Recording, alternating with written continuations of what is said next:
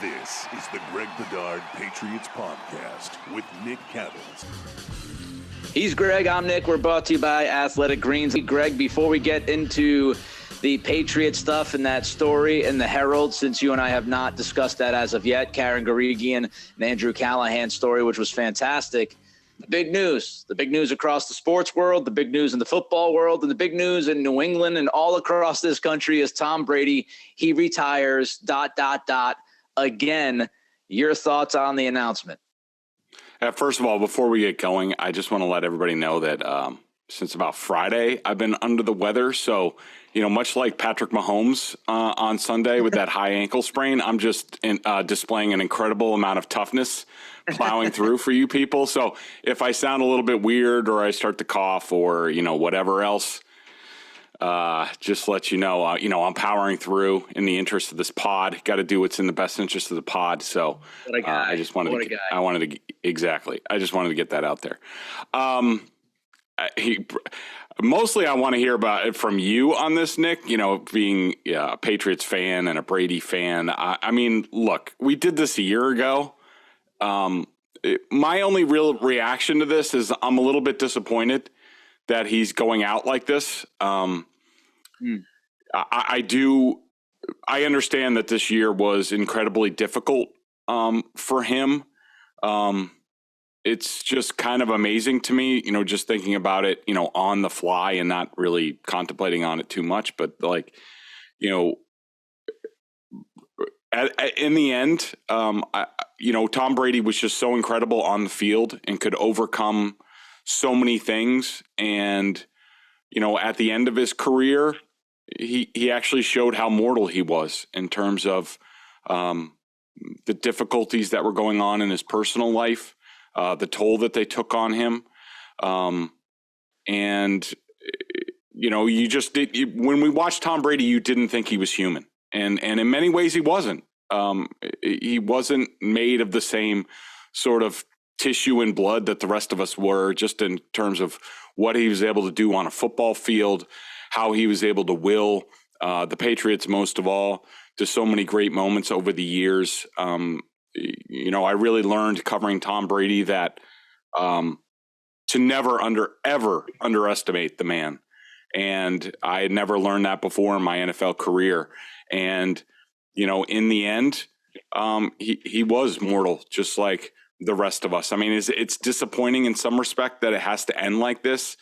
That season with the Bucs, him beat up, him scared behind the offensive line, the Bucs a shell of themselves, a tough operation under a new head coach. I did not think that's the way it was going to end. But unfortunately, even our heroes can't pick their final script. So, a little bit disappointing, but, really right where we were about a year ago when we were celebrating Tom's career and his greatness. Nothing has really changed in the past year. He played another football season. We'll never really think about it. We'll think about the 7 Super Bowl titles and the 3 MVPs and the unbelievable accomplishments on the field. And, this, no one will remember this. And that's the way it should be. I'm surprised too. I was thinking he was going to come back for one more year. We talked about it, I think, when the season was over for him. I mean, getting humiliated by the Dallas Cowboys at home is not how I kind of envisioned his career ending. But as you said, scripts don't go perfect all the time. It ends when it ends. And so it is disappointing to see that the Tampa Bay kind of unsettled situation, I think, impact his season this year. Byron Leftwich was overwhelmed as an offensive coordinator a lot of times this year. And it wasn't great for the team, and it wasn't great for Tom. I do wonder if things were different personally and even professionally, if he would stay for one more season. I wonder if Tampa had a little bit of a firm grasp on what the hell they were doing instead of their entire staff imploding and Bruce Arians, leaking out that he's angry and, all these guys getting fired. I wonder if Tom would have hung on for another year if Tampa was in a better situation. I think he looks at the Bucs organization right now and the team, the roster, and he says, "Yeah, thanks, but no thanks. We're not gonna win anything next year." And that brings me to the personal side of this. You know, Tom had a very, very rough year personally. We know going back a few years ago, his mom was diagnosed with cancer, and he had to get through that. And he's gone through a number of things personally during his career. But this past season just seemed different. It hit different for him. He lost 15 pounds during the season. You would see him when he was speaking to the media. He just looked gaunt. He looked like he was done. Physically, he looked like he was tired. He didn't look like himself. And I think a lot of that had to do with what he was going through personally. And so I don't know at 45, 46 years old, coming off of a divorce, going through what he went through mentally and physically and professionally this year, I don't know if Tom was ready to kind of pack his bags and move across the country to play for Vegas or San Francisco. I think he probably looked around and said, yeah, the team's not going to be very good. This was a really tough year. I just want to stay where I'm at. You know, I don't feel like moving, and maybe he'll move. Maybe he'll move back closer to his parents. I don't know, but this is all just, you know, me kind of trying to figure out why he's walking away. I could see him saying, no, I want to stay here. I want to stay close to my kids.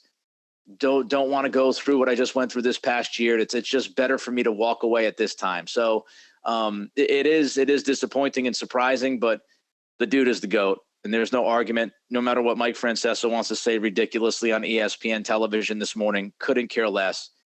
Brady is the GOAT, and if anybody disagrees with that, they just don't know football, and they probably should not talk football for the rest of their lives. Moving on. Let's look at the Patriots. The Boston Herald came out with a story, Karen Guregian. And can I just say this about Karen? Because I tweeted out a shout out to Andrew Callahan at the time. I didn't realize that Karen wrote it as well. I just want to give my props to Karen, who's been on the beat for a long time. She's a veteran.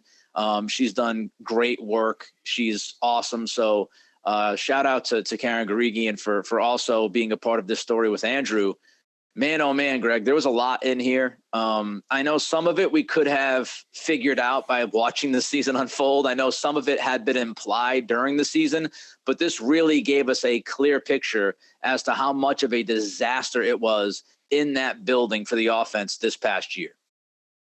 Yeah, and I will echo your thoughts on Karen. I mean, Karen's one of my favorite people on the beat. She's somebody that, we often talk and sort of consult with each other, or at least bend an ear because we've both been at it a long time. And, there's a lot of respect there. And I just think, I think Karen's, fabulous. I think she's entirely underrated. People don't appreciate how good she is because she doesn't typically do a lot of the splashy stuff that some of us do, but she's a pro's pro.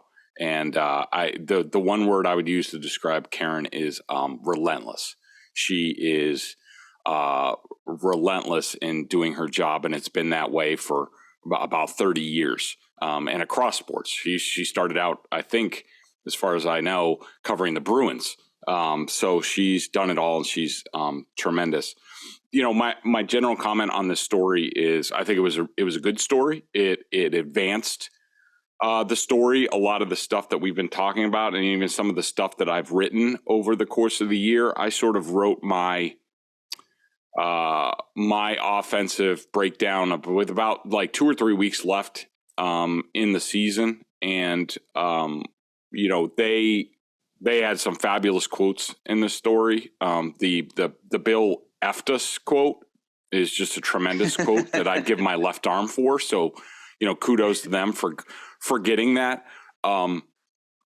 It's not really a criticism of the story because they wrote the story that they thought they could write. And I got this question on Felger and Maz the other day because I've said this team is dysfunctional. And people they want specifics, and I'm just not. That's just not the way journalism works. I mean, I know what I know, but there's a difference between what I know and what I can report. And right. I will report what I'm comfortable reporting in terms of my ethics when I do. And I don't know if that will happen. That's not the way journalism works. I mean, I have anecdotes, but I need those anecdotes. To me, I need them confirmed by other people. And to this point, I haven't gotten that. I'm hoping that some time and some distance allows for that to happen. But, who knows? But this is the story that the Herald ran. This is what they were comfortable with reporting. My overall thought on writing about the Patriots 2022 offense and their dysfunction, and it was dysfunctional, and we've been telling you that it's been dysfunctional the entire season from May on, from what I was hearing from people behind the scenes and what we've seen on film, what I saw in practices, what I was hearing from people, all along the way. And if people needed some specifics like this to really believe it, that's fine. But this is where the Patriots have been, all season, as we've told you. In my opinion, you can't write the story of the 2022 Patriots offense without Bill Belichick as the central figure. And none of us have been able to nail that down yet. And I don't know what the reasons for that is. It could be, that Bill, he's still protected. He's still insulated a lot in terms of the people around him and people not wanting to point a finger at Bill for fear of what have you. But the truth of the matter is he is the central figure in this. I think that the Herald story went hard on Joe Judge in particular and Matt Patricia. And we all sort of knew that. And I think that, to me, that's unfair. I think it's unfair to those two guys. Yes, they were at fault for, I guess, accepting the position. But, Bill Belichick put them in that position. Bill Belichick is the head coach and the director of football operations of the New England Patriots. He was there the entire time. He should have known what was going on. He should have known it was dysfunctional. Why? Where was he in this? How often was he in the meetings? Did he know what was going on? Was he detached? Did he not want to know? Why didn't he fix things? Why didn't he try to make things better? And, and I've heard Albert Breer talk about this, and I've heard this as well. Bill Belichick, from what I've been told, was basically devoted all of his time to the offense this season. And if that's the case, he has to be the central figure in all this. I mean, in a lot of ways, if we're talking about, if we're pointing the finger at Joe Judge and Matt Patricia for being at fault for all this, to me, it's akin to, blaming the Watergate, stopping at the Watergate burglars in that story. I mean, it's like G. Gordon Patricia, and it's there's more there. These people were doing it at the direction of somebody, and to me, I think Bill Belichick is that central figure. I don't know if we'll ever get that story, but I think that I thought they did a great job advancing the story. Hopefully, one of us, doesn't have to be me, could be Tommy Kern, could be Mike Reese, could be Jim McBride, could be whoever, can get the true scope of what went on, because I think that, to me, that's the story of the 2022 Patriots. Yeah, Joe Judge looks particularly awful in the story, with a number of anecdotes, just not good for him at all. I think Matt Patricia. Nick, here's one thing on that, Nick. Sure. And we've talked about this before, and I've written it before. Like, this isn't the first time that Joe Judge has been a disaster on offense. When he was the 2019, when he went over to wide receivers in 2019 and did double duty, he was a freaking disaster. And just like in 2019, according to the Herald story, Joe Judge was, and I made reference to this to Felger and Maz. I started asking questions like, where's Joe Judge in all this about 2/3 of the way through the season? And from what I was hearing, he had been pushed aside largely in his offense. The same thing happened in 2019. Yet 3 years later, Bill Belichick puts Joe Judge not only back on offense, but handling the quarterbacks, like the most important position on the field. So to me, that's just a dereliction of duty. And to me, it speaks to, what's going on this offseason with the Crafts sort of stepping up, the Crafts, in my opinion, facilitating Bill O'Brien being back here as offensive coordinator. And to me, I think that's essential. I think it's a good job by the Crafts, because I think at this point in time, I look at Bill Belichick as an aging quarterback, and I've covered them. I covered the end of Marino. I covered the end of Brett Favre, and now we see the end of Tom Brady. And what happens with those aging quarterbacks? They have these big egos because they've been great for so long, but they don't realize, they don't want to admit that they need a lot of help. They need a really good offensive line. They need a good running game. They need play action. They can't just rely on their skills anymore. And I see Bill Belichick the same way, where he still thinks he's in his prime, Bill Belichick, that he can do it all, but he's not seeing his limitations. So I think the Crafts see that. And if Bill's not going to realize it, they're going to say, hey, Bill, guess what? We're going to help you out here. You need a real offensive coordinator that can handle the offense, and you can get back to worrying about defense and special teams and game situations and things like that, and coaching the Patriots up. And so, I think that what we saw in recent years with Joe Judge, to me, it's emblematic of Belichick not realizing he's not the same coach as he was in his prime. And I think it's a good job by the Crafts to step in. Yeah. As I was saying, Joe Judge looks awful. Matt Patricia, to me, looks more overwhelmed in this story than bad. Just seems like he was a guy who was thrown into a situation, as we've talked about, who didn't really know what to do and how to do it. And he was given 2 full-time jobs before the season kicked off with the offensive line. Of course, one of them went away within like a week. But that's how it came across to me, that Joe Judge was pretty much, useless and looks terrible. Patricia was just completely overwhelmed. And, to kind of highlight your point about Bill Belichick, Greg, there really isn't, we can sit there, we could read these things in the story like, okay, so the install, they were getting pretty much half the install they usually got with Josh McDaniels. And they had like no play action plays all season long. You and I were talking about, where the hell is the play action? Mac Jones was great in play action his rookie year. They're good in play action when they go to it. And then if you read the story, you find out, well, they weren't even really ready with play action.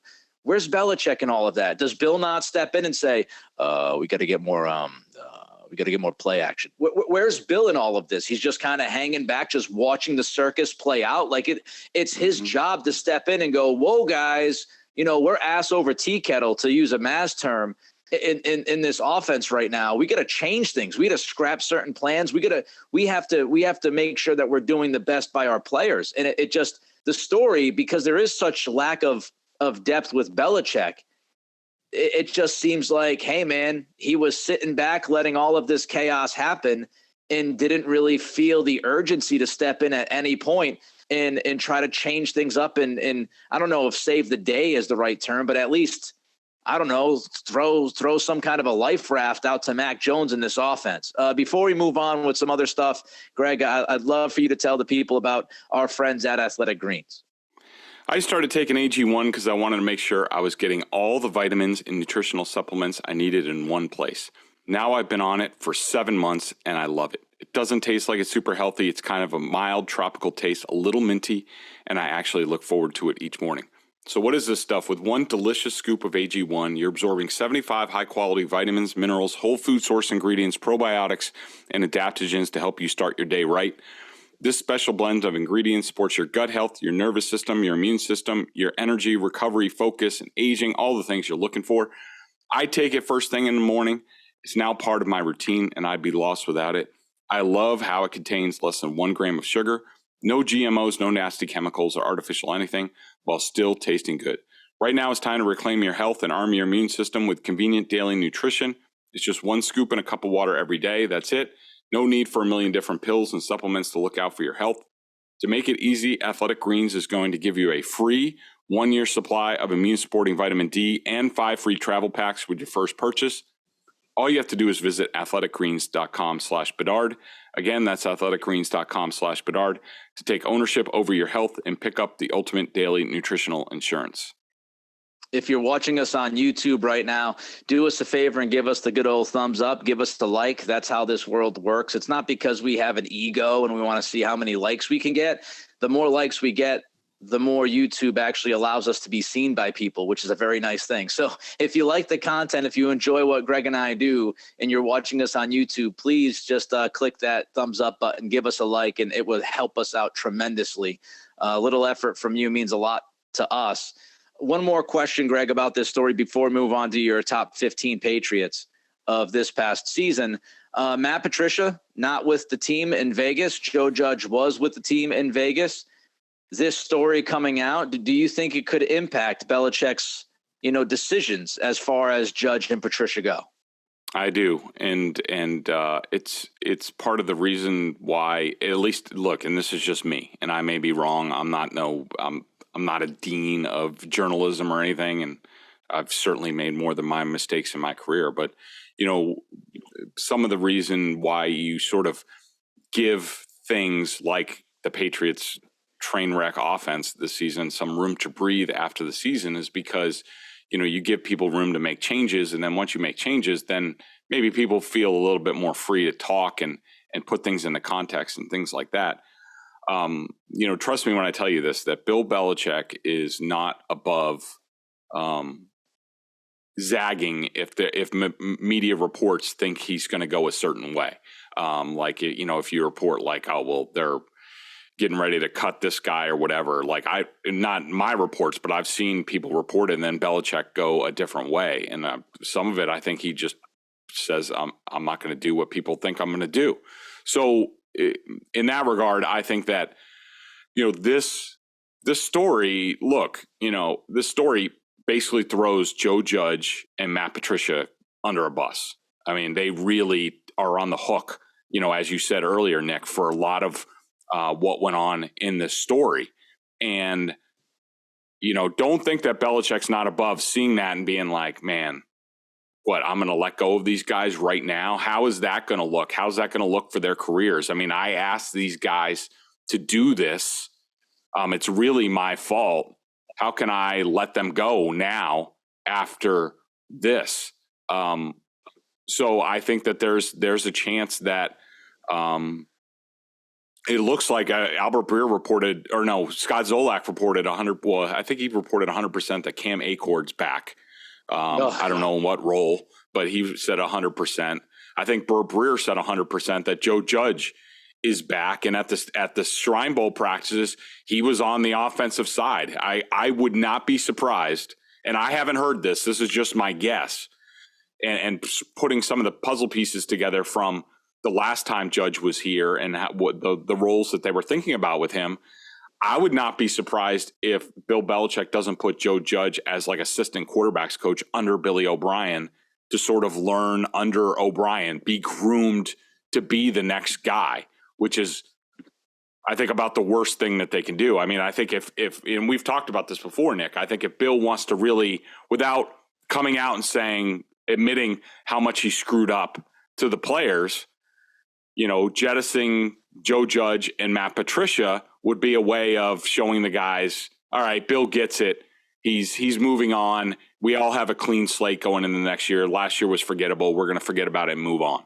But if Joe Judge is back on the offensive staff and Matt Patricia is around in, say, the front office or what have you, are they really moving on? And are they really making amends for what happened this season? I have my doubts about that.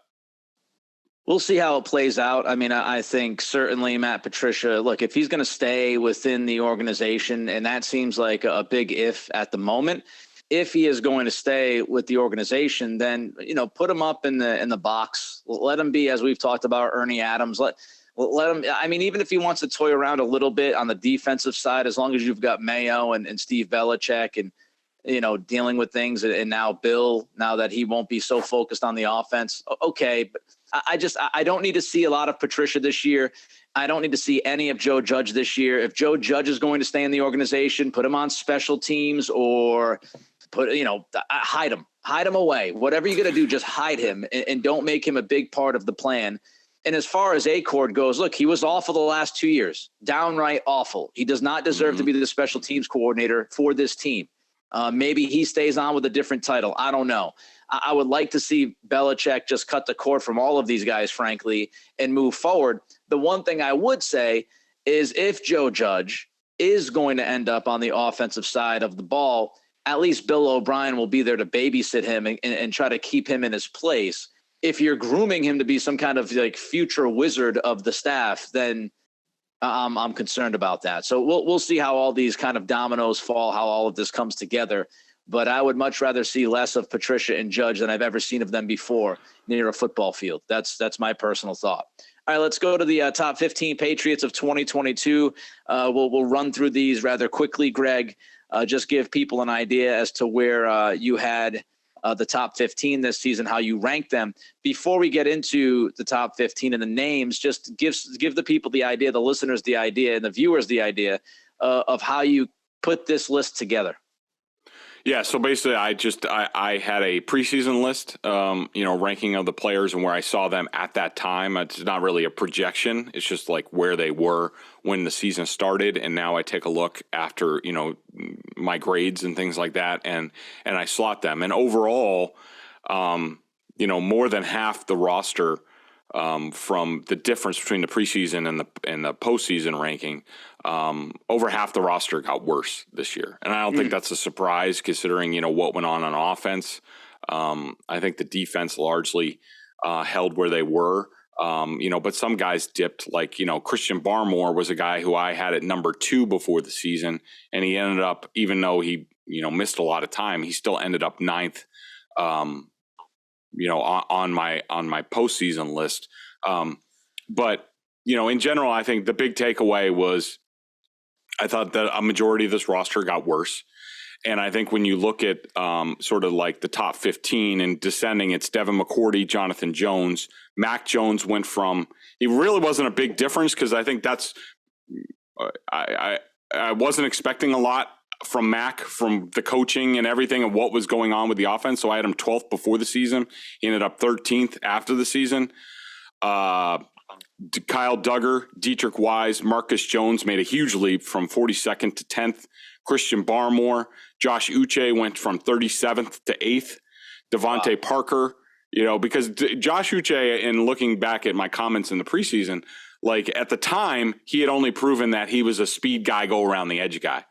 He changed. He definitely became an all-around rusher, developed a bull rush, a lot of different pass rush moves, which was tremendous. Devontae Parker went from 17 to 7. Damian Harris and Ramondre Stevenson both slotted in at 6 and 5, just like they did before the season. Michael Wenu, who, remember, before the season, the last we saw of Michael Wenu, he was a failed left guard. Yes, he was a failed left guard to where Teddy Karras played for him last year, and all of a sudden he's inserted at right guard, and we're like, well, is this going to work any better? Obviously it did. Jacoby Myers went from 15th to 3rd. David Andrews went from 9th to 2nd, and Matthew Judon went from 1 to 1. And my other big takeaway in this, Nick, is, and I've heard people talk about they don't think the roster is that bad, and I do think it can be a competitive roster, but in terms of that they want to really be a contender going forward. Billy O'Brien is going to help on the offense. Getting Bill Belichick to help out more with special teams and defense and game management will make the Patriots better. But I still think this roster is really lacking. And when you look at Jacoby Myers at 3rd, Damian Harris at 6th, like these are guys who could be on the way out. And you look at some of these guys that are in my top 15, like a Dietrich Wise, even though he had a full-time role this year, Marcus Jones, Christian Barmore, we're talking about some part-time players. Josh Uche he's still a role player. He's just a pass rush guy. And to me, when we talk about the best Patriots teams, and, you go back to 2014 and we're talking about guys like Darrelle Revis and Tom Brady and Julian Edelman and Rob Gronkowski and Dante Hightower and Jamie Collins when he was in his prime, and, Shaq Mason. And, you're talking about Joe Thuney. You're talking about those teams, those championship level teams had a really nice top layer of talent. I just think this team doesn't have that yet. And they really need to concentrate on, they're going to have to import some of that or draft some of it, but they're going to have to get back to developing these guys because I just don't think the roster is there at this point in time. Yeah, I mean, you look at it, McCourty is likely gone. Jonathan Jones could be gone. Harris could be gone, like you said.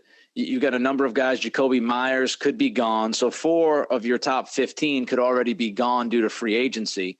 I will say that, you look at the list, you see a number of younger guys, which I think speaks to how decent to good, how, Belichick and company have actually drafted the last few years, right? I mean, you've got Mack on the list, you've got Duggar on the list, you've got Marcus Jones, Barmore, Uche, Stevenson, Owenu. All of those guys have been drafted the last 3 or 4 years. So that's good to see, is the influx of younger talent into the top 15.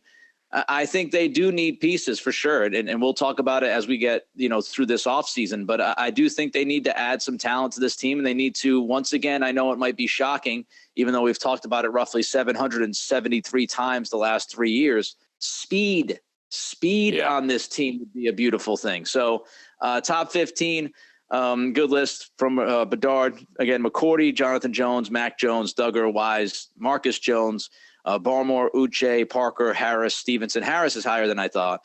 Stevenson, Owenu, Myers, Andrews, and Judon. All right, Greg, as we move forward, we'll talk a lot about the Patriots, as I just mentioned a moment ago. We'll talk all the offseason stuff. We'll see how this coaching staff comes together. We got the draft coming up. Of course, we got free agency in March. A lot's going to happen. The Patriots have $39 million in cap space. So it's going to be a busy offseason, but we have to still get through the postseason in the NFL. So what were your thoughts, your reactions to the championship games on Sunday? Of course, we had Kansas City, Cincinnati as the nightcap. Before that, we had San Francisco and Philadelphia, which obviously was very disappointing with the quarterback injuries to the Niners. Yeah, I thought, sort of my big takeaway, I mean, I guess, in general, I think the 2 best teams are meeting in the Super Bowl. I think that the Eagles, in my opinion, they're the most talented overall team. I think the two teams that advanced also protected their quarterback the best. I think that really matters. I also thought that their defensive lines dominated those games. I think that the thing that drove me crazy all weekend was just the poor game management by basically all the coaches in this game. I mean, even Nick Sirianni. I mean, you certainly had Zach Taylor. Everybody wants to blame Osai for the personal foul penalty, and it was look, he's a 22-year-old kid. He had a brain fart. Mahomes maybe acted a little bit. It had to be called there. That's a 15-yard penalty. Zach Taylor deciding to punt a line drive right down the middle of the field with 40 seconds left in the game, and the Chiefs only having 1 timeout was just stupid. It was, they returned the punt 29 yards. It was double the penalty that Osai had, and that gave the Chiefs a chance. That has to be punted near the sideline, if not out of bounds. And if you want to give up a few yards, it's still, they have the ball at the 35 with about 30-something seconds left and 1 timeout, and Butker going in that direction doesn't have a whole lot of distance. So he had to get inside 50 to make it. I mean, as long as you play smart defense, which the Bengals usually do, they probably go to overtime. And I thought that decision was terrible. I thought that some of Andy Reid's decision before halftime, when they went 3 straight passes without, getting to the 2-minute warning and running the clock, that was dumb. They had a big lead at the time. I think it was like 13-3 or something at that point, and they opened it up to the Bengals to come back. And I thought Kyle Shanahan, his decision to be aggressive before halftime with Josh Johnson at quarterback. They're down 14-7 with the ball. The Eagles only have 2 timeouts left. If you're Kyle Shanahan, if you're a real head coach and you're managing the game, you have to think, all right, how do I get at worst to halftime down 14-7 and we get the ball back after halftime? And He didn't manage that. He got way too aggressive. Josh Johnson drops the snap, which, might happen. They were rushing at the time. They didn't need to rush. They had all 3 timeouts. Take your time. Make sure you know what you're doing. And, that fumble there, all of a sudden they're down 21-7, and now the game's over just because Kyle Shanahan made a game management mistake. Andy Reid, same sort of thing. He made a mistake. Sirianni had a mistake after halftime. They're up 21-7, and he keeps throwing the ball, and he gets bailed out. They punted, but not the Eagles. Who did they play? The 49ers get the roughing the punter penalty, and that gives them a first down, and now they go up 28-7. But Sirianni made a mistake before that where you're not playing the 49ers anymore. You're now playing the clock. Run the clock. And so I just thought there was a bunch of game management issues. To me, it shows to me that there's still an opening if Bill Belichick can get back to managing the game and being that guy instead of having to worry about the offense all the time. If he can get back to that, he can still give the Patriots an edge in that part of the game. Chris Jones was a monster in the AFC Championship game. Spagnuolo moved him all along the defensive line. He played both edges. He played inside, and he was just absolutely dominant, going through double teams, going through chips. Just you name it, he did it. He was a one-man wrecking crew on that D-line for the Chiefs. And if you want to go crazy, you could. In the best world of all worlds for Patriots fans, that Christian Barmore, if he could give you some of that, move him along the line and have him pressure and do all those kinds of you want to talk about a great performance. Chris Jones had it. I agree with you. The coaching, Kyle Shanahan, not only, the end of the first half, which I completely agree with you. I had a few people on Twitter coming at me like, oh, the guy's going to catch the snap. I understand the fumble is not on Shanahan, but the fact that he was rushing his 4th string quarterback. Yep. When, you're down by 7, you're getting the football to start the 3rd quarter, go into the locker room by a touchdown, tell everybody to take a big breath, get with Josh Johnson for a couple of minutes and go over the game plan and go out there down by 7, getting the ball. But you decided to run quick and, throw the football and then have Josh Johnson, running up to the line of scrimmage and again, playing quick and getting shotgun snaps, and the weather wasn't perfect.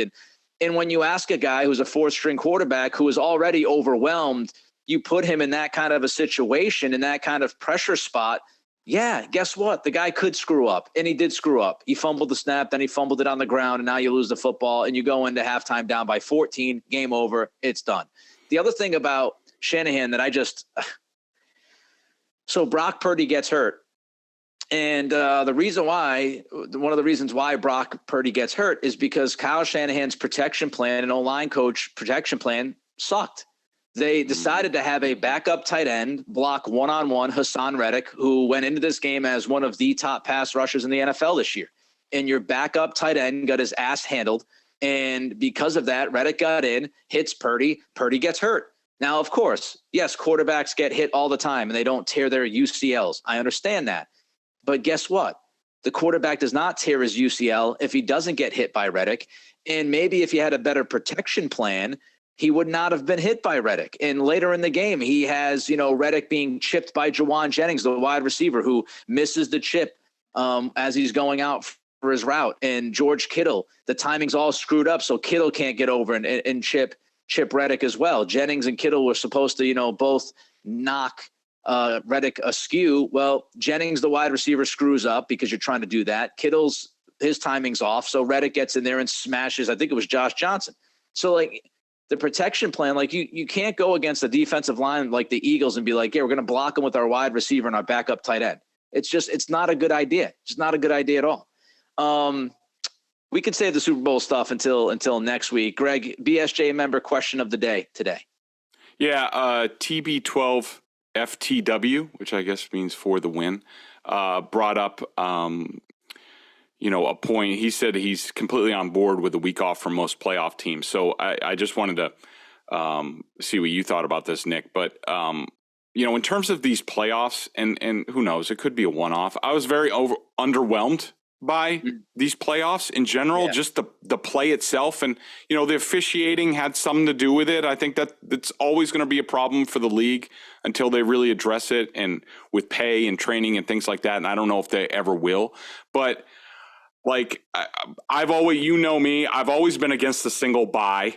And now we have both number one seeds. It didn't work out last year. It did this year. I think it's too much of an advantage for those teams because I think that because of the disparity in the schedules, like a lot of teams just get the number one seed because they had an easier, like, out of division schedule. Like they play like the AFC South one year. Like, why should they get the number one bye just because they had an easier road? So I've always been like a double bye type of guy. But I think the NFL needs to do something about the playoff format.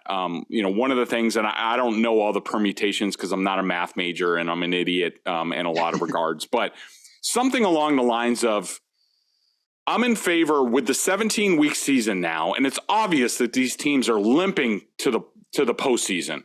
You know, trying to get through with only one bye week.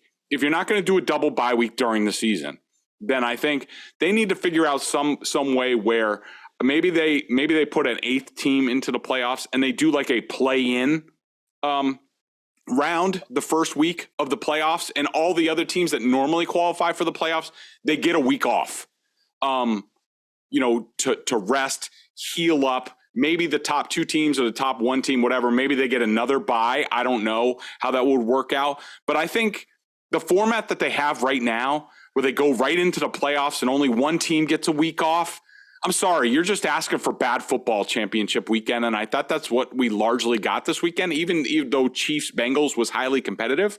I don't think it was good football at all. And I think these guys are just exhausted by the end of the season, playing 17 out of 18 weeks. I mean, when you extrapolate, say, the Bengals, because they didn't have a bye, they're playing, 20 out of 21 weeks? That's just absurd. So to me, the NFL needs to step back and think about their playoff format and think about making playoff football the best that it can be. At least contemplate a double bye during the regular season. I don't know if 2 byes, a bye at the end of the year would help. I think, you do wonder about teams losing their rhythm and their flow if they've got it going on pretty well. So how much is too much? The number 1 seed getting the bye and nobody else, I agree with you. I don't like that. I haven't liked it since day 1. I think it's too much of an advantage for those 1 seeds. I think they have to have, go beyond contemplation. I think they have to have 2 bye weeks during the regular season. And we just had a lot of bad football this year, man. Just a lot of bad football. And the playoffs weren't great. Hopefully the Super Bowl is much better. They do obviously have the bye this week in between. Hopefully we have a great Super Bowl. But this year was just a lot of bad football across the board. He's Greg. I'm Nick. This is the Greg Bedard Patriots Podcast with Nick Cattles, brought to you by Athletic Greens. Any breaking news will be on it. Until next week, be good, be safe, be healthy, and we'll talk to you then.